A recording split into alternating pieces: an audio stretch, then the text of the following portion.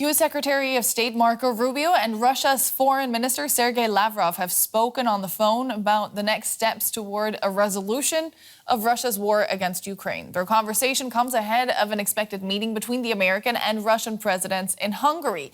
Now, speaking to journalists on board Air Force One on Sunday, Donald Trump outlined some of his ideas for how a ceasefire could be achieved. We think that what they should do is just stop at the lines where they are, the battle lines. You have a battle line right now. The rest is very tough to negotiate. If you're going to say, you take this, we take that, there's so many different permutations. So what I say is they should stop right now at the battle lines. Go home, stop killing people, and be done. What do you think should happen with the Donbas region then? Let it be cut the way it is. It's cut up right now. I think 78% of the land is already taken by Russia. You leave it the way it is right now. They can negotiate something later on down the line. But I said, cut and stop at the battle line, go home, stop fighting, stop killing people. Now, that's how U.S. President Donald Trump views it, but a report by the Financial Times suggests that Vladimir Putin wants a final deal that involves changes to the current front lines. Moscow is reportedly willing to give up small areas of the two southern frontline regions shown here in yellow. That's Kherson and Zaporizhia. Meanwhile, Putin is said to want full control of the eastern Donbas region, made up of Donetsk and Luhansk, shown in green above the Zaporizhia region there in the north. The Financial Times said Trump relayed Russia's demands to Ukraine's President Zelenskyy when they met at the White House on Friday, and that the meeting descended many times into a shouting match, with Trump reportedly urging Ukraine's president to accept Putin's terms or be, quote, destroyed by Russia. Earlier, I had the chance to speak to our correspondents Yuri Roshetto in Riga and DW's Rebecca Ritters in Kyiv. I asked Rebecca what Ukrainians are saying about Trump's suggestion that Ukraine will have to make significant territorial concessions to end the war.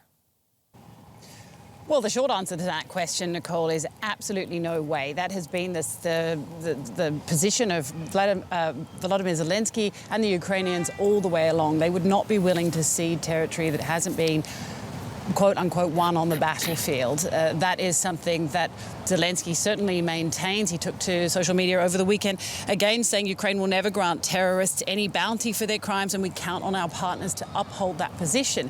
Now, there was a flurry of phone calls to EU allies over the weekend in the aftermath of that talk between Zelenskyy and Trump on Friday. And, it certainly seems that the Europeans maintain that they're on Zelenskyy's side when it comes to that issue. Certainly, the EU chief Kaja Kallas said on the weekend that to give territory away would send the wrong message. So Zelenskyy certainly does have support there. Ceding territory, definitely not an option for the Ukrainians. They have been saying all the way along that they want this unconditional ceasefire and then to hammer out the details in the aftermath. As you heard there from President Trump, potentially freezing that front line and then discussing in the aftermath of any ceasefire just what territorial gain might be able to be negotiated.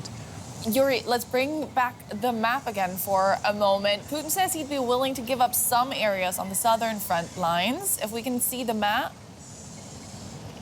I don't think we can. There it is. That's the area in yellow. He'd be willing to give that up, but he wants full control of the Donbas. That's the green area. That's not Crimea, of course. That includes territory the Russian military doesn't currently hold. What's his strategy there? Well, look, the question is what this all means in reality, Nicole. It's about some areas that Russia actually already controls and other areas that Russia only controls on paper. The Kremlin has officially included them in the Russian Federation in its documents, but in reality they remain under the control of the Ukrainian armed forces. But on Russian maps, they are official parts of Russia, and this has been decided by both houses of the Russian parliament and confirmed by the Constitutional Court, and finally put into the constitution after Putin signed it. So here the official representation and reality differ, and so Putin could try to change this disparity, if not militarily, then perhaps through negotiations to secure control over a region that analysts say could otherwise take years to fully capture. But the front line is also changing daily, and so Putin's strategy at the end of the day may simply be to cause as much confusion as possible in order to gain as much time as possible.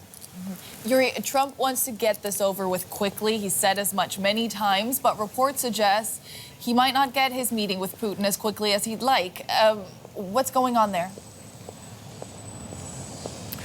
Well, I get the impression that the more Trump changes his mind, the more firmly his counterpart Putin sticks to his opinion, at least in his public statements. Yesterday, Kremlin spokesman Peskov explicitly emphasized that Russia's position had not changed and would not change. Furthermore, Mr. Peskov repeated his criticism of the leadership in Kiev, politely in tone but firmly in substance.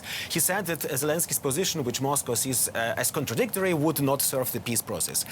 At the same time, Nicole, however, Peskov addressed the possibility of a three-way meeting between Putin, Trump and Zelensky. He admitted that there were no details of such a summit meeting as yet, and that Putin's visit to Hungary was primarily intended to improve bilateral relations between the US and Russia. However, Peskov didn't rule out a trilateral meeting with Zelensky. So the Russians probably are leaving this door open. I think the Russians realize that the Americans and, of course, the Ukrainians are desperate to see an end of the fighting, which is why the Russians are making maximum demands to see what is ultimately possible.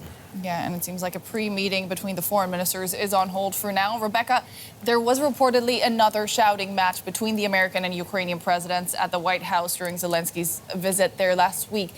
What are Zelensky's options here, realistically speaking? Is there a sense that he'll have to accept whatever Putin and Trump agree on? Well, I think Zelensky is walking this really delicate balance. He's walking this sort of fine line, trying to keep the US on board, trying to keep them in his corner, as it were. And we've seen that play out rather successfully in the past, although Trump flip-flopping consistently as well. And I think that's something that we can expect to continue. So Zelensky, really trying to work hard to maintain that relationship. And that's why we saw the messaging coming from Ukraine about Friday's meeting between the two leaders was quite different to some of the reporting that we've been hearing, that it was very chaotic. We heard from Zelensky to basically say that, it was a pointed meeting, but that there were still positive things to come out of it. So that's a very different messaging from what we're hearing from other sources that were privy to what went on in that meeting. I think really trying to maintain that delicate balance, though Zelensky time and again saying that diplomacy simply won't work with Putin, that only strength will see an end to this war and pressure. And that's where he's going back to the Europeans, saying, please put more pressure on Putin. That's the only way we're going to see an end to this war. And, I think continually saying that this is simply Putin trying to buy more time by suggesting this meeting. I don't think there's any feeling here in Ukraine that this potential meeting between Putin and Trump is going to bring any sooner, closer end to this war. And that is exactly what the EU's foreign policy chief Kaja Kallas said when she said that she didn't think that Putin wanted peace, which is why the EU has to maintain pressure on him. That was Rebecca Ritters in Kyiv and Yuri Roshetto in Riga. To both of you, thank you very much.